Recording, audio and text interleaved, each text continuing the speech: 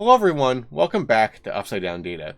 Today I want to talk about Tron's USDD stablecoin and why I think it's a disaster waiting to happen. If you like the content, remember to subscribe to the channel, give the video a like, it helps us out a lot with the algorithm, and follow us on Twitter. We put a lot of updates about our risk indicators and more over there.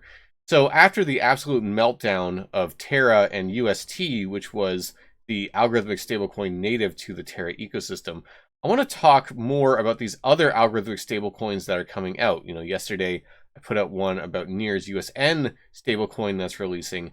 And now I want to talk about Tron's USDD algorithmic stablecoin because I think that it's really important for people to understand the risks inherent to these algorithmic stablecoin models.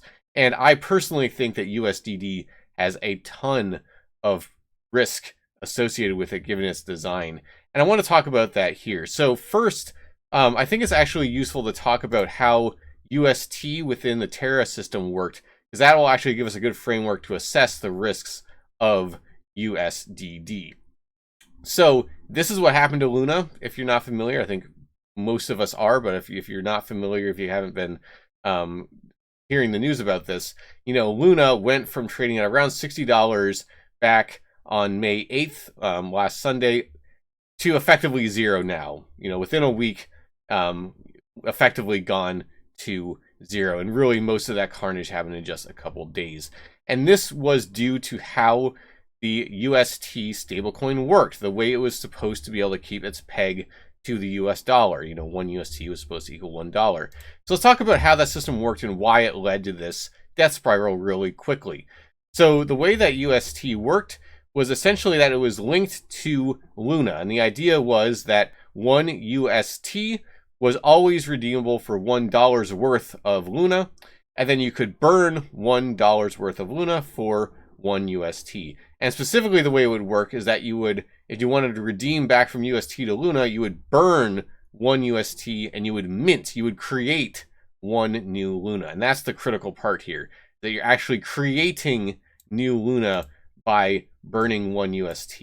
And so the way that this would work, that it was supposed to lead to stabilizing UST, was through arbitrage. The idea was that if, let's take this case down here, if 1 UST was ever trading below the peg, let's say 99 cents, the idea would be that people would then go ahead and they would essentially buy, 1 UST for 99 cents out in the open market. And then what they would do is they'd go and then they would swap that 1 UST for $1 worth of Luna. They would make $1 worth of Luna. They would mint $1 worth of Luna. And then you would go and sell that Luna on the open market and then keep the profits. The idea would be that people would be burning UST and redeeming it into Luna. By burning UST, that reduces the supply of UST, and then that should bring it back up to its peg. And then, Luna would just kind of be the off-ramp there. And it's this minting of 1 Luna that was basically allowed this death spiral to happen. So essentially what goes on when you get a bank run on one of these types of algorithmic stablecoins, what happened to UST was it started falling well below its peg. They couldn't get it back up. Is that people will start losing faith in UST being able to keep its peg. And then what they're going to do is they're going to try to dump all their UST for Luna. They're going to try to burn as much UST as they can to get $1 worth of Luna. And then they're going to try to sell that Luna onto the open market. But what's happening is that's going to tank the price of Luna. So as people are trying to get out of UST and into Luna, they're selling all that Luna. That's going to lower the price of Luna. They're also creating more Luna. That's also good. So that increase in supply is also going to shrink the price of Luna. And then it ends up creating this kind of a death spiral. And what happens, if we look over here at Masari, looking at the total supply of Luna, what'll end up happening is that as the price of Luna falls, essentially, you can now start minting more Luna per UST. So if the price of Luna is $100, and then you burn 1 UST and mint 1 USD, $1 worth of Luna, then you're only creating 1/100th of a Luna, right? If the price of Luna is $100, burning 1 UST is only creating 1/100th of a Luna. But if the price falls all the way down to $1 per Luna, suddenly burning 1 UST is creating 1 entire Luna. And if the price of Luna goes down to 1 cent, you're now suddenly creating 100 Luna per 1 UST minted.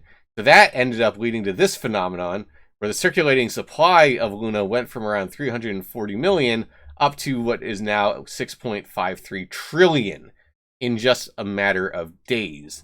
And so it is now the case that the supply of Luna is so massive that it is infeasible, it is impossible for Luna to ever trade at, you know, $60 again or $100. It would require more money basically than exists to get Luna back up to those valuations. Or that could reasonably exist within the crypto market to get it back up to these valuations. It's just not going to happen. So now that we understand that, let's talk about USDD and the mechanism that they have proposed and why I think it's a disaster. So I'm going to open up their white paper for USDD here, and let's just start reading this and see if there's some similarity to the design here, what we just talked about with Luna. So here's what they propose for achieving price stability of the stablecoin, so basically keeping it pegged to the dollar. They're talking about contracting the money supply, which will result in higher price levels. So, you know, when the price of USDD is below the target, they're going to try to reduce the supply of USDD, bring it back into parity, or expand the money supply when USDD is above its target so that it will then be back in line. Expanding and contracting, minting and burning. This sounds awfully familiar. What we were just talking about with Luna and UST. Let's look at a specific example they give. They talk about arbitragers swapping 1 USDD for 1 USD's worth of TRX in the protocol. That sounds very similar to what we were just talking about.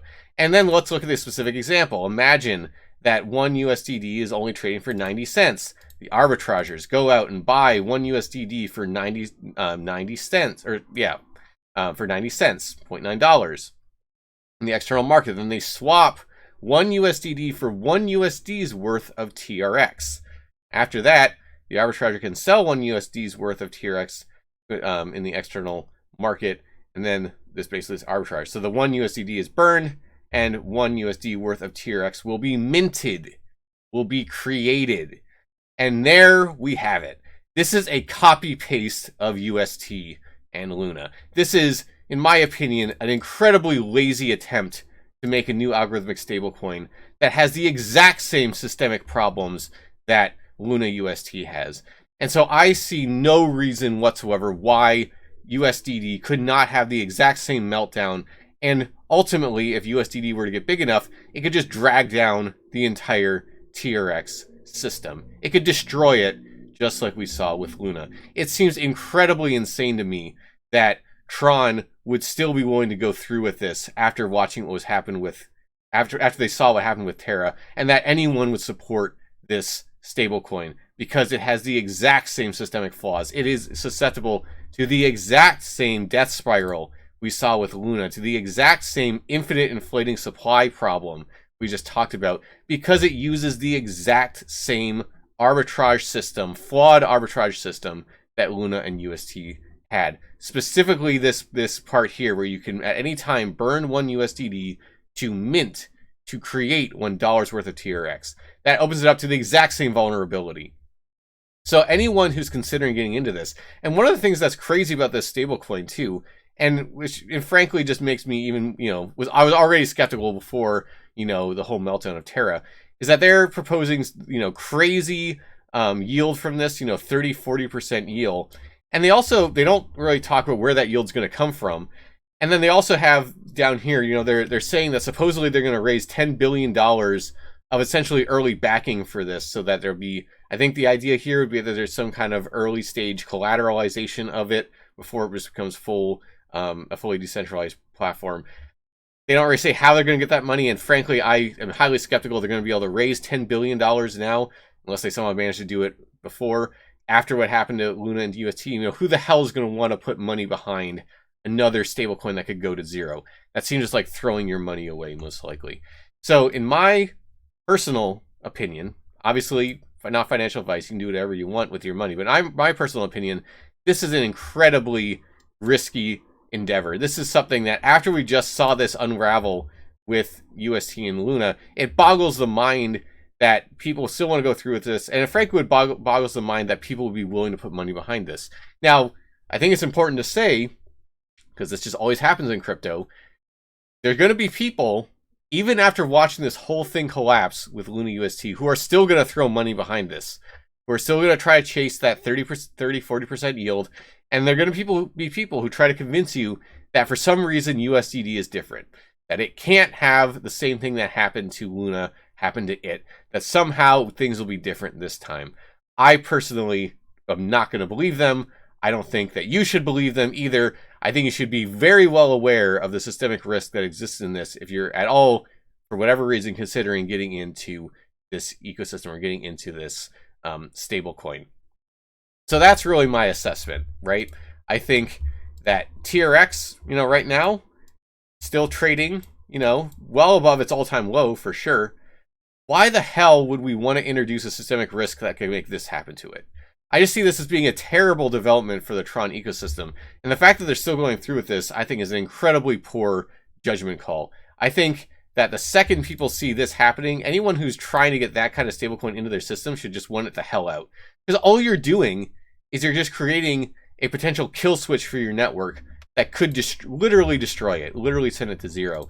So no matter what kind of growth you hope to achieve by launching this kind of stablecoin, it's not going to be worth it if it ends up doing this to your system. So it just boggles my mind why they're still going through with this.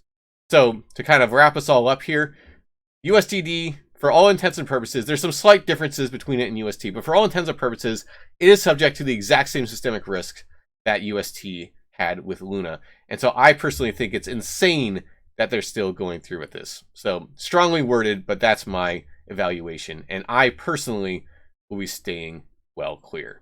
All right, if you like the content, remember to subscribe to the channel, give the video a like, and follow us on Twitter. We put out a lot of updates about our indicators and more over there.